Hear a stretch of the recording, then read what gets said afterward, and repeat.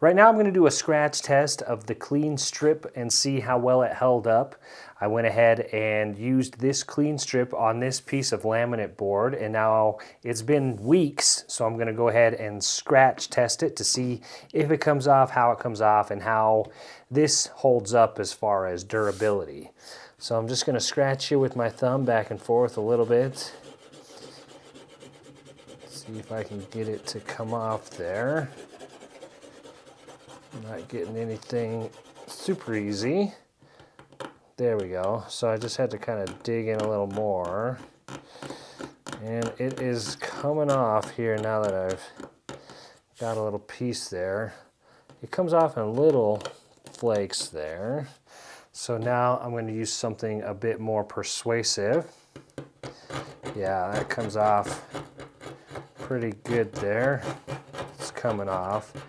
Now, for reference, let me go ahead and compare it to another piece I did where I sanded it. Slide this in here. So this was an identical board, but this one I actually sanded everything down. I got 120 grit sandpaper here, 220 grit here, and the same kind of pressure here.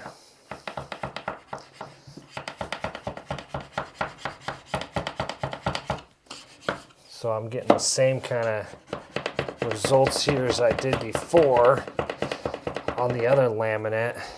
I'm trying to go back the other way here. So can I even get it off on this side? There we go. So I can kind of get it off over here.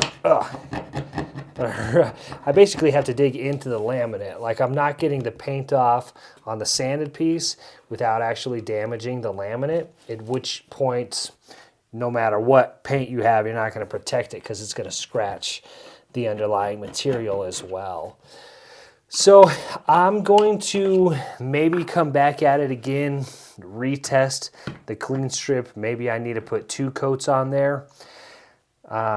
You know, it might need some more testing to see kind of what the long-term results are. But here, you know, you see I'm really pushing very hard, and it is coming off in little pieces here. But over here, it just, I can't recreate those same results over here where I just kind of slide it down and get it all off here. Let's hold the camera up here to top-down angle and look at that again. And then over here, you know, much less pressure, and it's just coming right off of there.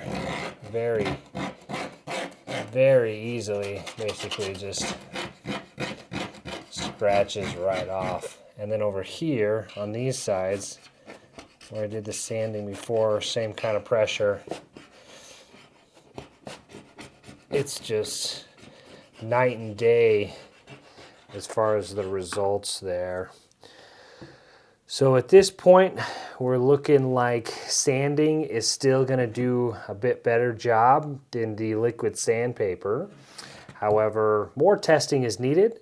So if you'd like to check back in or subscribe to the channel, I will continue to test the clean strip here and see if I can find a way to paint laminate without actually sanding, or if sanding is just the best way to go. In my experience, that's what I can tell right now.